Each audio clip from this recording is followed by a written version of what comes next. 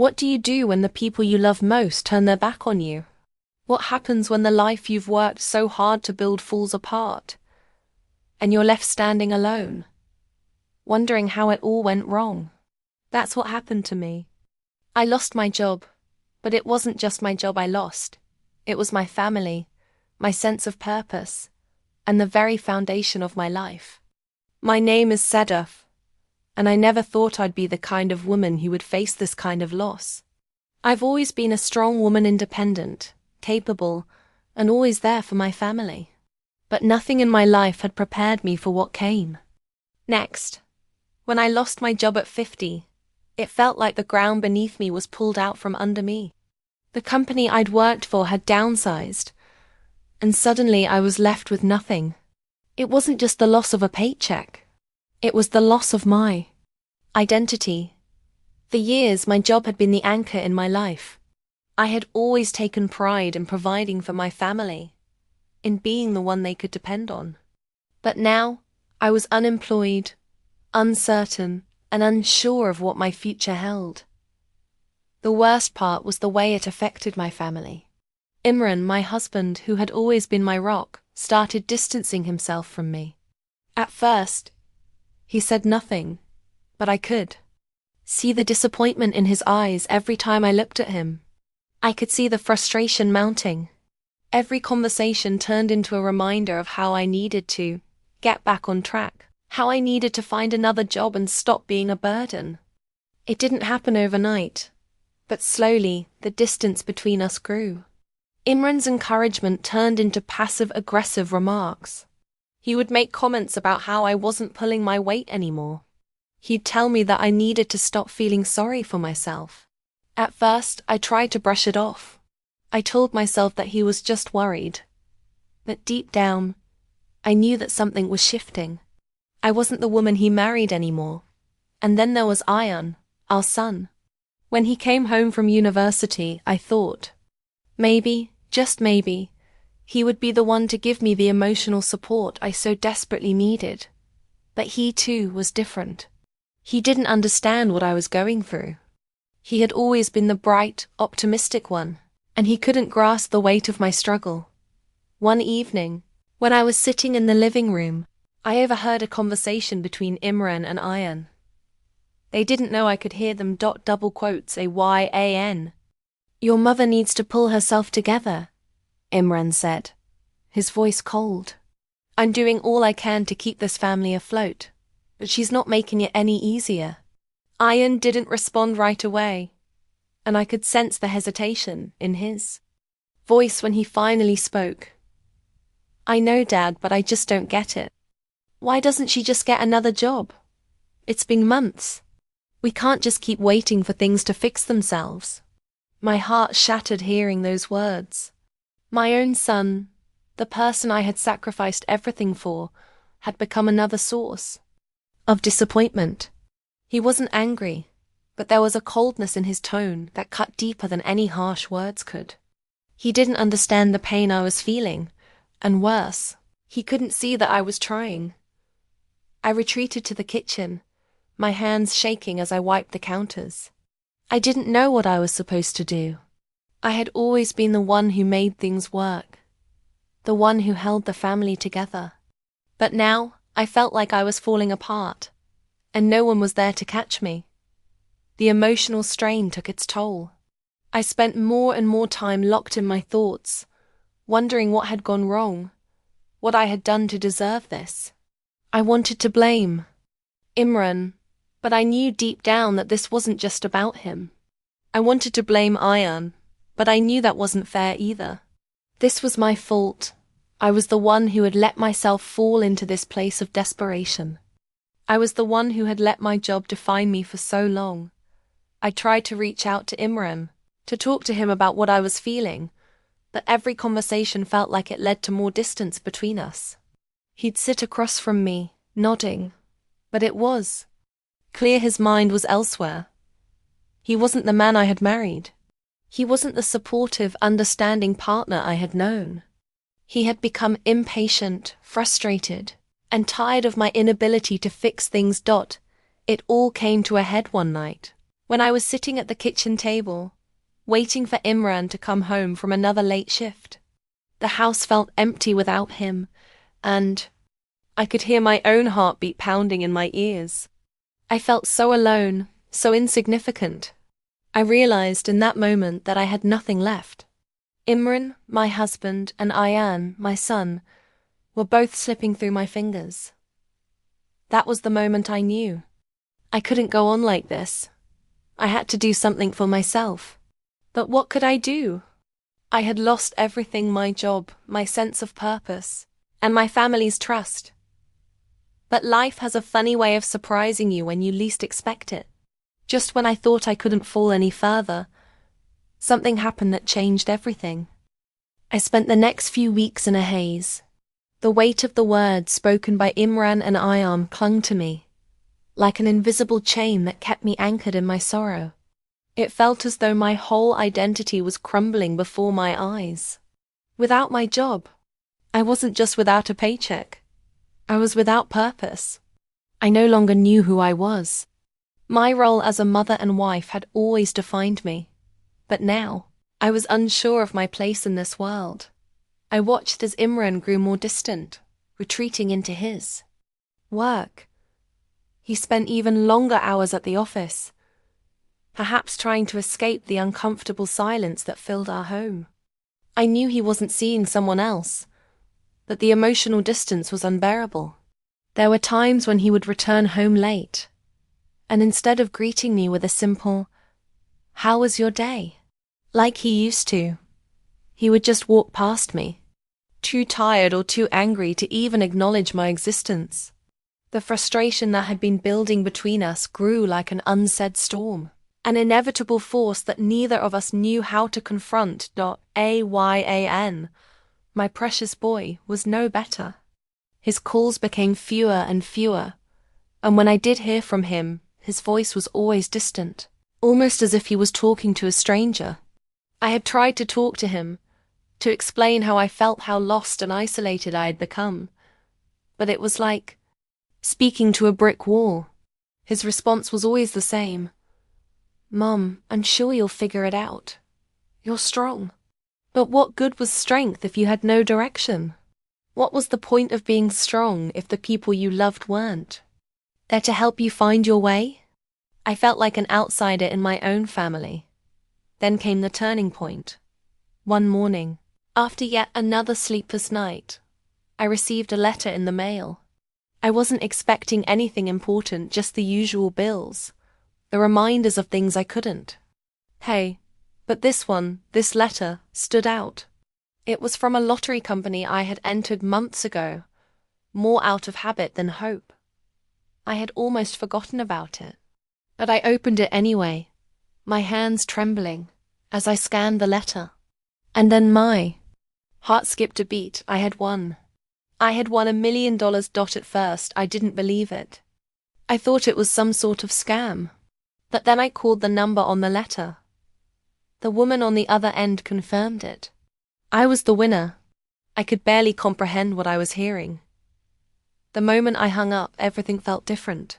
I looked around my house, the same house where so many memories had been made, where laughter had once filled the air, where I had watched my son grow up.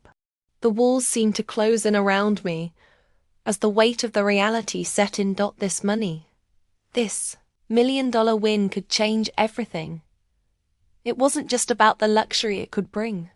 It wasn't about the fancy vacations or the designer clothes. It was about freedom. It was about taking back control over my life. I didn't tell Imran right away.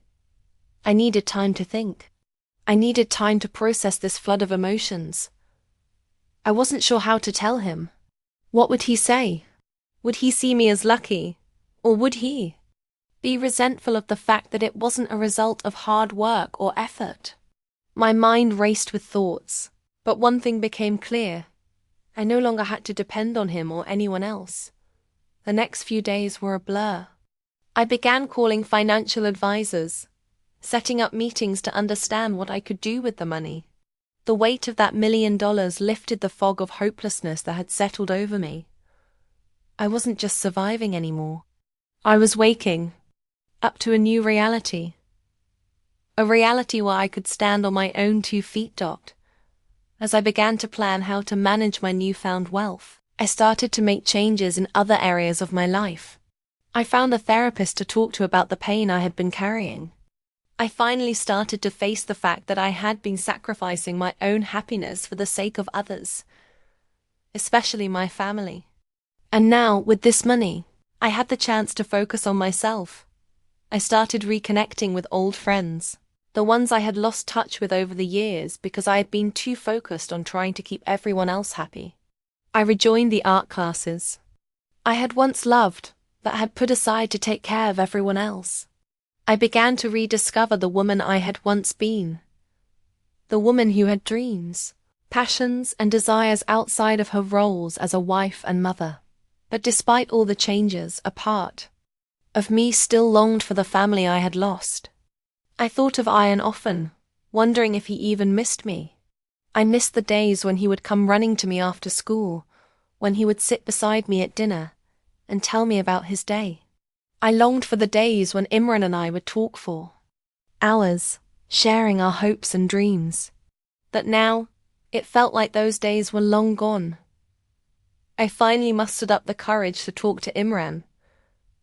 I invited him to dinner, hoping we could have a conversation without the tension that had been building for so long. When he arrived, there was a coldness in his eyes, a hesitation in his movements, as if he wasn't sure what to expect. We sat across from each other at the dinner table, the same table where we had shared so many meals, so many memories. I tried to push past the awkwardness, trying to be the woman I once was, strong, confident, and in control. "I need to tell you something," I began, my voice steady but full of emotion.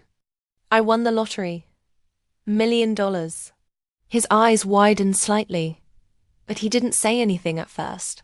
He looked at me, then looked down at his hands. His silence spoke volumes. "I don't want to be dependent on you anymore," I continued. "I'm not asking for anything, Emran. I just want to be able to stand on my own. I want to find myself again. And I'm going to start over on my own terms." His expression softened, and for the first time in a long while, I saw the man I had married, but there was something different in his eyes, a mix of pride and regret. He reached across the table, his hand hovering just above mine, as if unsure whether to touch me. "I've been selfish," he said, his voice low. "I didn't realize how much I had been pushing you away. I never wanted to make you feel like you had to carry everything on your own. I'm sorry, Sadaf." Tears welled up in my eyes as I looked at him, but I didn't cry. Instead, I smiled. This wasn't the resolution I had expected, but it was a step toward healing, toward forgiveness, and toward a new beginning. The days that followed the dinner were strange. There was a sense of uncertainty lingering in the air, both between me and Imran and within myself. For so long, I had been focused on surviving, on keeping my family together. But now the future felt wide open, full of endless possibilities. I could feel a part of me trying to heal, but another part still clung to the pain, to the isolation that had come from years of putting everyone else first. I knew that winning the lottery didn't solve all of my problems. It couldn't. It didn't make the years of tension between me and my son disappear, or the mistakes I had made in my marriage vanish. But it did offer me a chance to breathe, to rebuild, and to finally take control of my own life. Imran and I spent more time together after that night. We didn't talk much about the lottery win or the years we had lost, but the air between us softened. He started being more present in the house, more involved in the little things. He helped me rearrange the furniture in the living room, even though he didn't really know where anything should go. He cooked dinner one night, clumsily but with a heart full of effort, trying to show me that he still cared, that he wanted to be there, even if it meant starting from scratch. I wasn't sure what we were now. We weren't the same couple we had been when we first married. Too much had changed. Too many walls had been built between us. But there was something in the way he looked at me now. Something that said he was willing to try again. And for the first time in a long time, I wasn't sure if I was ready to jump back into what we once had. Part of me was scared to open myself up again, to risk getting hurt. But then came a phone call that would forever change my perspective. It was from Ian, my son. His voice was hesitant at first, but there was something different in it, something that hinted at vulnerability. Hadn't heard in years, Mom, I've been thinking, he said, his words slower than usual. I want to apologize for how I treated you. I've been selfish, and I should have been there for you. You don't deserve any of that. I'm sorry for not understanding what you were going through. For a moment, I just stood there, unable to speak. I had waited for this moment. The moment when my son would finally see me. Truly see me. Not just as his mother, but as a person with her own struggles, her own pain. And now, here it was, and I didn't know how to respond. I miss you, Mom, Ian continued, his voice cracking. I want to come home. Can we talk? Please? I felt a lump form in my throat. I had missed him so much. All the years of silence. The growing distance between us, it felt like a heavy burden that had been placed on my heart. I didn't want to carry that anymore. I wanted to rebuild our relationship, but I wasn't sure if it could ever go back to what it was before. I miss you too, Ian, I said, my voice shaky. I've been waiting for you to come around. And yes, we can talk. We'll figure this out. And just like that, everything started to shift. Ayan came home a week later, and the three of us, Imran, Ian, and I sat down and talked for hours. We talked about the mistakes, the hurt, the anger, and the things left unsaid. We cried, we laughed, and we argued at times, but we were finally talking. For the first time in years, it felt like we were a family again. Not perfect, not without scars, but healing. It wasn't easy, and it didn't happen overnight. There were moments of doubt, moments when I wondered if it was too late to repair everything. But slowly, through small gestures, long talks, shared meals and quiet evenings spent together, we began to rebuild our bond. It wasn't the same as it once was, but it was better. We were no longer pretending to be okay. We were facing the truth of our emotions and learning to forgive. As for me, the journey didn't end with the lottery win. The money gave me the freedom to start fresh, but it was the emotional healing that made me realize how strong I truly was. I had lost so much: my job, my sense of purpose, and even my family's trust, but I had found something I had never fully understood before: my own worth. I decided to pursue my passions again, to focus on things that made me happy. I started my own small business, offering consulting services to women who had been through similar struggles. I became involved in community outreach programs, helping other women who had lost their way, just as I had. And I rediscovered the woman I had been before the weight of everyone else's expectations had crushed me. As the months passed, I realized that losing everything had given me the gift of rediscovering myself. I no longer needed to rely on anyone else for validation. I had my own strength, my own purpose, and my own voice. Imran and I didn't live in a fairy tale after that. There were still challenges, still moments where I wondered if we had made the right decisions. But we learned to listen to each other, to support each other in new ways. He wasn't the man he used to be, and I wasn't the woman I once was, but together, we found a way to coexist, to rebuild, and to love each other in a way that was real, even if it wasn't perfect. And I and my son, my flesh and blood, he was back in my life. It took time for us to heal, but every step forward felt like a victory. We weren't the same family we used to be, but we were stronger for it. And so, I stand here today, a woman who has been knocked down, betrayed, and tested in ways I never imagined. But I am also a woman who has found her strength, her voice, and her peace. The road to getting here wasn't easy, but it was worth it. And as I look ahead, I know that I am not defined by my past, but by the choices I make moving forward.